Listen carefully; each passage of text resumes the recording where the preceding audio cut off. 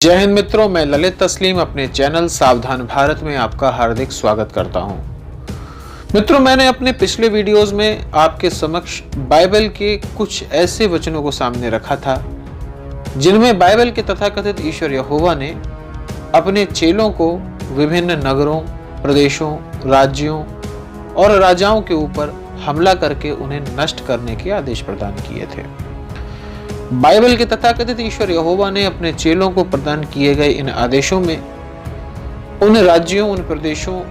के लोगों को नष्ट करने का आदेश दिया था और उन नगरों में रहने वाले सभी लोगों, स्त्रियों, पुरुषों, बच्चों और बूढ़ों को समाप्त करने के, नष्ट करने के आदेश प्रदान किए थे। इसके साथ ही बाइबल के तथाकथित ईश्वर यहोवा ने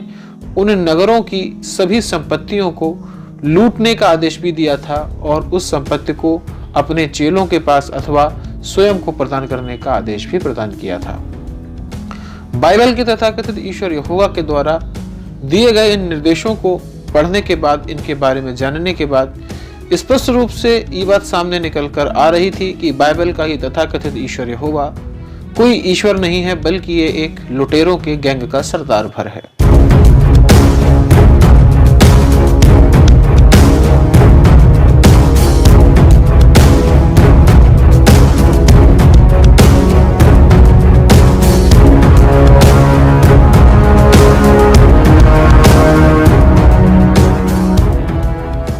बाइबल की सी छठी पुस्तक यहोशू में कुछ ऐसे वचन भी थे जिनके माध्यम से ये पता चला कि बाइबल के तथाकथित ईश्वर यहोवा ने इन नगरों को, इन प्रदेशों को, इन राज्यों को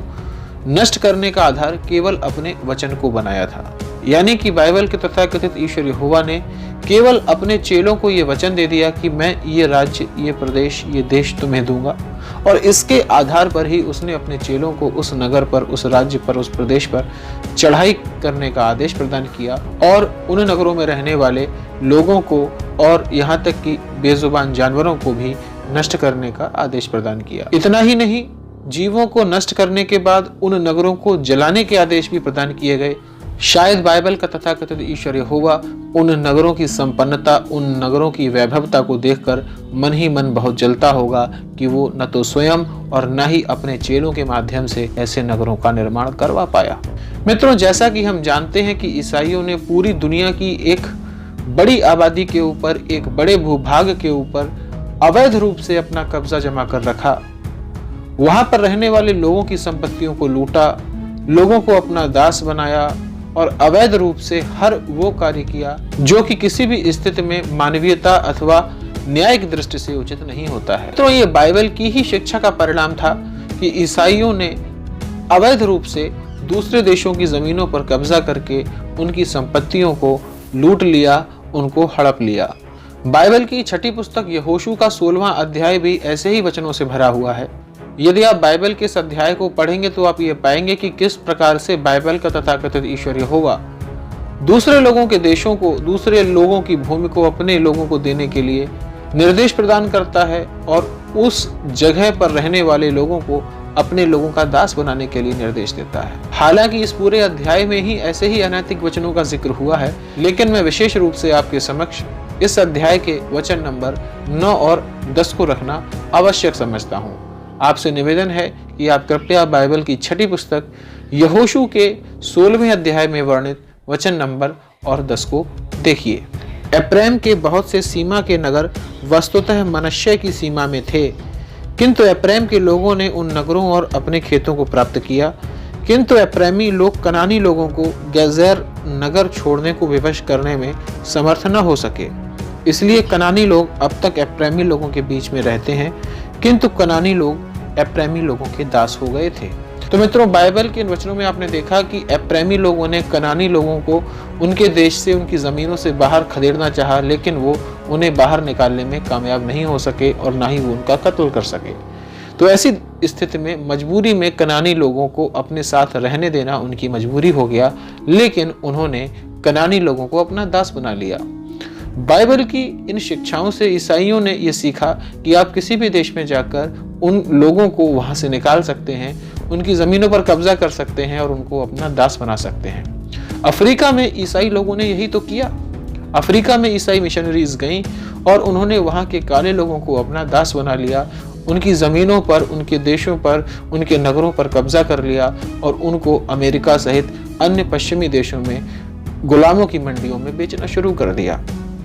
तो ईसाइयों ने जो कुछ भी किया बाइबल की इन्हीं शिक्षाओं को आधार बनाकर किया। आज पूरे विश्व के अंदर समानता की, स्त्री हितों की, पशु अधिकारों की और यहाँ तक कि नस्लवाद के खिलाफ जितने भी आंदोलन चल रहे हैं उनका समर्थन करने की जो भी कारगुजारियां चल रही हैं उनको अधिकतर ईसाई मिशनरीज का समर्थन प्राप्त है और ऐसा प्रतीत होता है कि ईसाई लोग ही इनको चला रहे हैं। लेकिन यदि आप इन सभी बातों की जड़ को ढूंढने का प्रयास करेंगे तो मेरा यह दावा है कि बाइबल के अंदर ही आपको इन सभी चीजों का मूल दिखाई पड़ेगा। तो मेरा अपने ईसाई मित्रों से ये कहना है कि आखिर किस आधार पर बाइबल का तथाकथित ईश्वर यहोवा किसी भी भूमि को अपने लोगों को देने के लिए वचनबद्ध हो जाता है। वो उन लोगों को उनकी भूमि से निकालने का आदेश देता है और अपने लोगों से ये कहता है कि तुम उस नगर में जाकर सभी स्त्रियों, पुरुषों, बच्चों, बूढ़ों और जानवरों को मार दो और उस जमीन पर कब्जा कर लो। उस भूमि पर रहने वाले लोगों को उनके देशों से, उनके प्रदेशों से, उनकी जमीन से बाहर कर दो और यदि तुम ऐसा करने में समर्थ न हो पाओ तो तुम उन्हें अपना दास बना लो। एक प्रकार से बाइबल के ये वचन मानवता विरोधी होने के साथ साथ स्त्री विरोधी भी हैं, पशु विरोधी भी हैं और न्याय विरोधी भी हैं। तो मित्रों, आपसे निवेदन है कि आप मेरे इस प्रश्न का समुचित जवाब देते हुए मेरे इस वीडियो के कमेंट बॉक्स में अपनी राय रखने का प्रयास करें और एक सार्थक चर्चा के तहत इस बात को स्वीकार करें कि सत्य क्या है और क्या बाइबल का ये तथाकथित ईश्वर यहोवा उस सत्यता की कसौटी पर खरा उतरता भी है। तो मित्रों, मिलते हैं अगले वीडियो में बाइबल की आगे की चर्चा के साथ। तब तक के लिए जय हिंद।